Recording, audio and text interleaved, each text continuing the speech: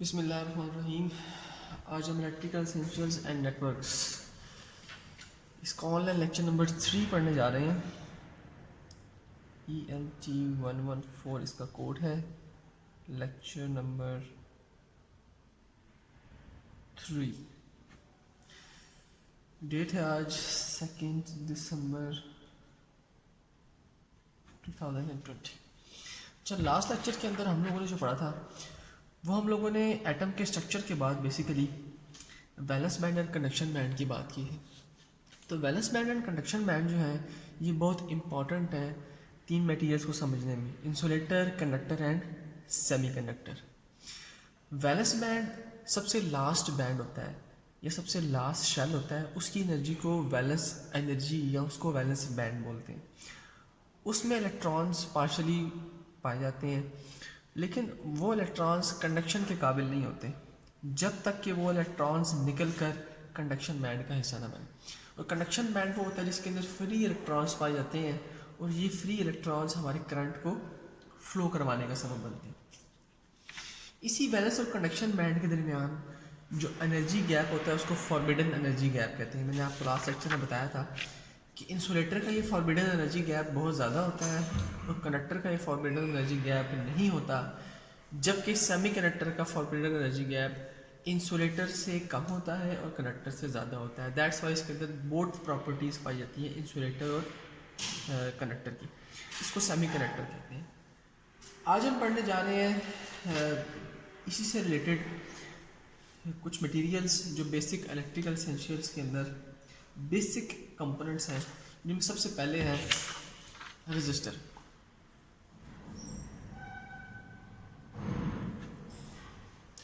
Resistor क्या होता है? Resistor is a element which opposes the flow of the current in the conductor.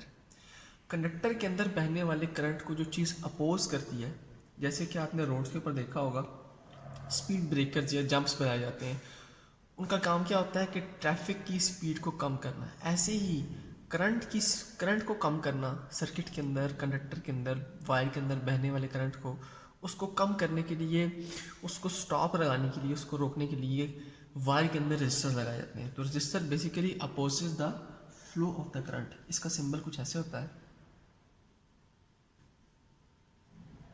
दो उसके टर्मिनल होते हैं, neither is positive neither is negative. Positive negative आपको कोई चक्कर नहीं होता। सिंपल इसको आप सिंबॉलिकली ऐसे रिप्रेजेंट करोगे और आर से रेजिस्टर्स को शो किया जाता है। ठीक है, अब रेजिस्टर का जो यूनिट होता है, unit of the resistor is ohm, और ओहम का सिंबल है, this is the symbol of ohm. तो this is the symbol of resistance. ठीक है, this is the unit of symbol of resistance. ठीक है, अच्छा, आपने एक लॉ पढ़ा होगा मैट्रिक के अंदर जिसको हम कहते हैं ओहम्स लॉ।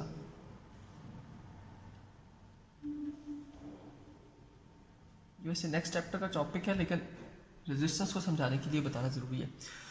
ओहम लॉ ये कहता था कि हमारा जो करंट होता है, current I is inversely proportional to the resistance. ये बात हमने भी देखी कि रेजिस्टर करंट को अपोज करने के लिए ही इस्तेमाल होता है सर्किट के अंदर। तो रेजिस्टर और करंट इनवर्सली प्रोपोर्शनल होंगे। जितनी आप रेजिस्टेंस को बढ़ाओगे करंट उतना कम होगा, जितना आप रेजिस्टेंस को कम करोगे करंट उतना बढ़ेगा। दूसरी बात ये कहता है ओम्स लॉ कि current is directly proportional to the voltage. जितना वोल्टेज बढ़ेगा उतना करंट बढ़ेगा, जितना वोल्टेज कम होगा उतना करंट कम होगा। तो I is directly proportional to the voltage and inversely proportional to the resistance. और अगर इसको कांस्टेंट में तब्दील किया जाए, प्रोपोर्शनैलिटी को इक्वालिटी में तब्दील करने के लिए कांस्टेंट लगाना पड़ता है। तो वी, के, वी और आर, के is equal to 1 and I is equal to V over R. तो I is equal to V over R is the Ohm's law, जिसको हम ऐसे भी लिख देते हैं V is equal to I R. This is called Ohm's law.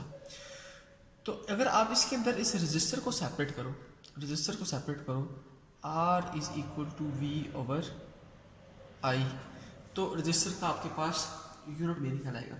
Voltage होती है, वोल्टेज का यूनिट होता है वोल्ट, करंट का यूनिट होता है एम्पेयर। ठीक है, तो volt per ampere is the also unit of resistance. लेकिन अभी ये बात करना इतना मुनासिब नहीं होगी। उसकी रीज़न ये है कि ना हमने वोल्टेज पढ़ा है ना हमने करंट पढ़ा है। तो हम इसको जब वोल्टेज को और करंट को पढ़ेंगे भी आज की इसी टॉपिक के अंदर, तो फिर आपको बेहतर तरीके से समझ आ जाएगी कि रजिस्टर और वोल्टेज और करंट से इसका यूनिट कैसे निकाला जाता है। अच्छा, नेक्स्ट टॉपिक हमारा रजिस्टर की बात है। दूसरी चीज़ conductance. Conductance is opposite to the resistance. Resistance is the opposition to the flow of current. Conduction is easiness to the flow of current, कि करंट किस कंडक्टर के अंदर कितनी आसानी से बह सकता है, उसको उसकी कंडक्टेंस कहते हैं। जितना आसानी से करंट बहेगा किसी कंडक्टर के अंदर या किसी वायर के अंदर, उसकी कंडक्टेंस उतनी ही अच्छी होगी, और जितना मुश्किल से बहेगा करंट उसकी कंडक्टेंस ज़्यादा ख़राब होगी, अच्छी नहीं होगी। तो conductance is inversely proportional to the resistance. तो हम जैसे रेजिस्टेंस कहते हैं कि opposition to the flow of current, तो कंडक्शन क्या होगी, G is equal to 1/R। ठीक है, कंडक्टेंस को G से जाहिर करती हैं और ये inversely proportional to the resistance होती है, क्योंकि resistance opposition to the flow of current है और conduction easiness to the flow of current है। Unit of conductance, unit of conductance is mho. Ohm को उल्टा कर लें तो मोहो बन जाता है। Mho is the unit of conductance, और सिंबल को भी उल्टा कर देना आपने। This is the symbol of conductance. ठीक है, इसको सीमेंस भी कहते हैं, मोहो को सीमेंस भी कह सकते हैं आप। ठीक है, तो शॉर्ट क्वेश्चंस के अंदर या मल्टीपल चॉइस क्वेश्चन के अंदर अगर ये पूछा जाए कि कंडक्टर्स का यूनिट क्या है, तो मोहो भी लिख सकते हैं और सीमेंस भी लिख सकते हैं ऑप्शन, और अगर दोनों ऑप्शन दिए हो तो दोनों को टिक करेंगे आप। ठीक है, next topic is electric charge.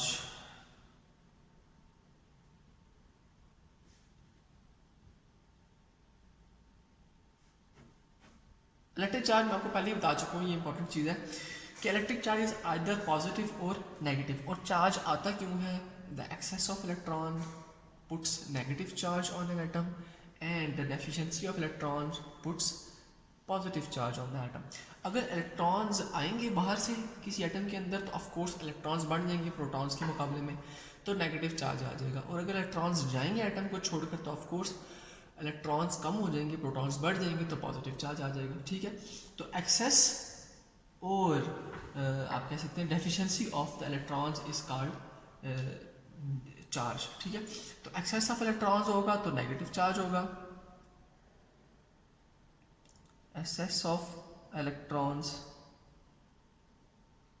की वजह से नेगेटिव चार्ज आएगा, और डेफिशिएंसी ऑफ इलेक्ट्रॉन्स की वजह से पॉजिटिव चार्ज आएगा किसी भी एटम के ऊपर। ठीक है, तो चार्ज का यूनिट, चार्ज का जो यूनिट होता है उसको हम कहते हैं कूलम्ब। इसको C से शो किया जाता है। ठीक है, अब 1 कूलम्ब चार्ज कितने इलेक्ट्रॉन्स के बराबर होता है, 1 coulomb charge is equal to 6.29 multiply by 10 raise to power 18 electrons. 1 coulomb charge is equal to 6.29 multiply by 10 raise to power 18 electrons. इसके बराबर इतने इलेक्ट्रॉन्स अगर इकट्ठे हो तो 1 कूलम्ब चार्ज बनता है। अच्छा, हमने चार्ज की बात की, चार्ज की तो हमने बात कर ली। अब चार्ज से इलेक्ट्रिक करंट कैसे बनता है, हमने पहले भी शुरू में बात की थी कि हम ऑटोमेटिकली इसके अंदर, इस चैप्टर के अंदर बिजली बनाएंगे, क्योंकि इलेक्ट्रिकल एसेंशियल्स है, बिजली के ऊपर चलने वाली चीज़ें हैं, तो बिजली को बनाना ज़रूरी है। ठीक है, तो चार्ज के बाद electric current. What is electric current?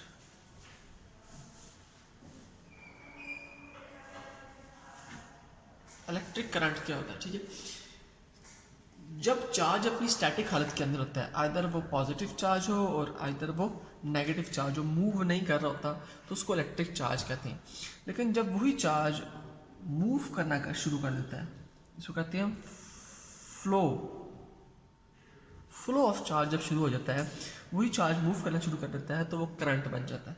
ठीक है, तो the flow of electric charge with respect to time is called current, या हम कह सकते हैं the rate of flow of charge in a conductor is called current. So I is equal to Q/T। Charge का unit coulomb होता है, उसको C से जाहिर किया जाता है, जबकि जो इलेक्ट्रिक चार्ज है जो हमने पीछे पढ़ा था, इसको रिप्रेजेंट किया जाता है Q से। जैसे कंडक्टेंस को G से और रेजिस्टेंस को R से, ऐसे ही इलेक्ट्रिक चार्ज को Q से रिप्रेजेंट किया जाता है। तो आइदर ये पॉजिटिव होता है या नेगेटिव होता है। तो I is the current, current को, इलेक्ट्रिक करंट को I से रिप्रेजेंट किया जाता है, और I is equal to Q/T। Q is a charge and T is a time. The rate of flow of charge is called current. The flow of charge with respect to time is called current. कोई बात आप कह सकते हैं, ठीक है। Unit of current, unit of current is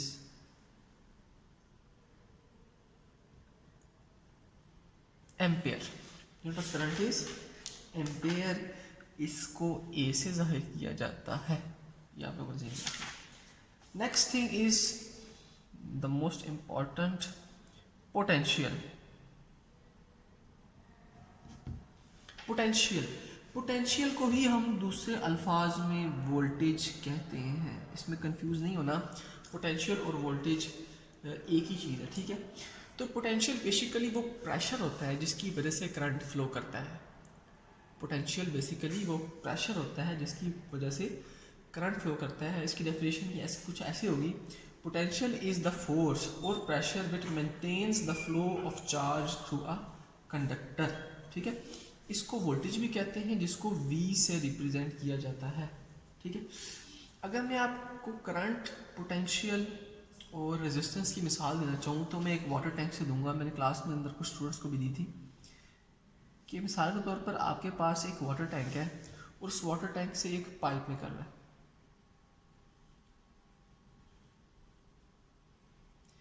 इस pipe के ऊपर आप एक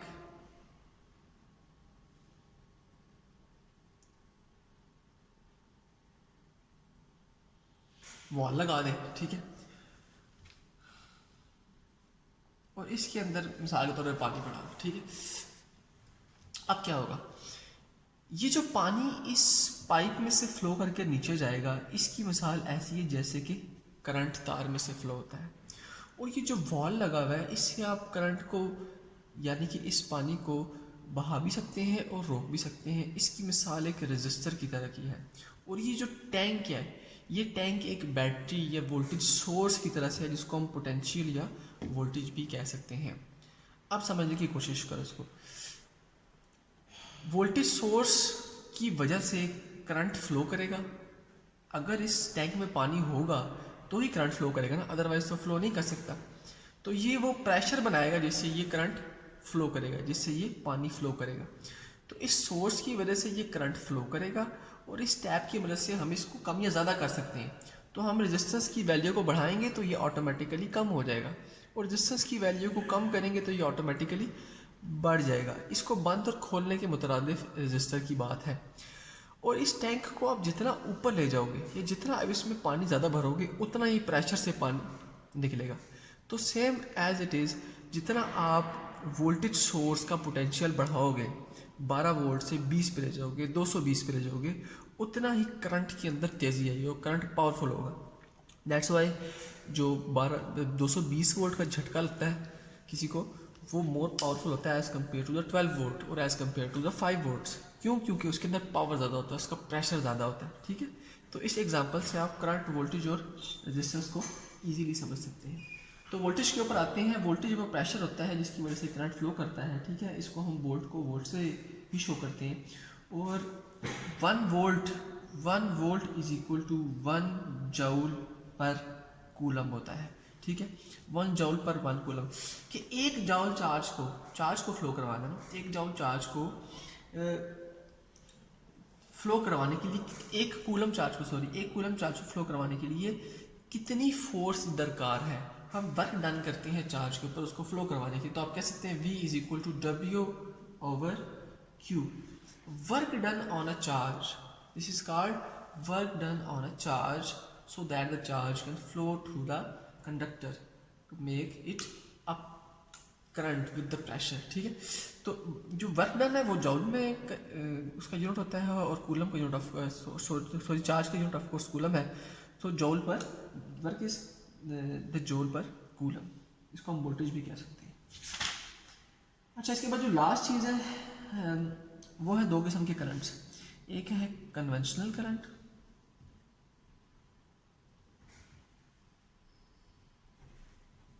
और एक करंट को हम कहते हैं इलेक्ट्रॉनिक करंट।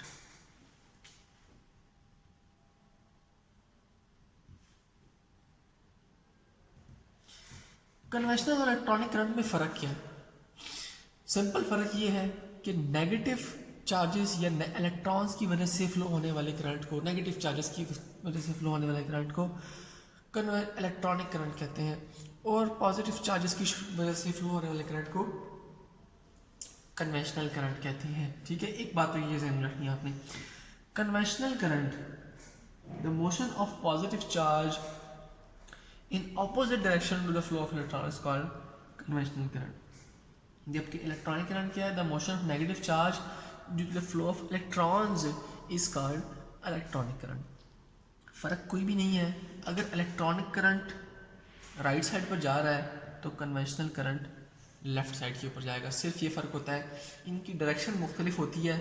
एक करंट की डायरेक्शन अगर राइट साइड पे है तो दूसरी करंट की डायरेक्शन हमेशा नेगेटिव साइड के ऊपर है। यूजुअली हम इलेक्ट्रॉनिक करंट को ही देखते हैं, लेकिन कन्वेंशनल करंट मैथमेटिकली सर्किट्स को सॉल्व करने के लिए इस्तेमाल होता था। पहले कन्वेंशन थी ना ये, तो अभी तक चलता आ रहा है ये कि पॉजिटिव चार्जेस की वजह से जो करंट फ्लो होता है उसको कन्वेंशनल करंट कहते हैं।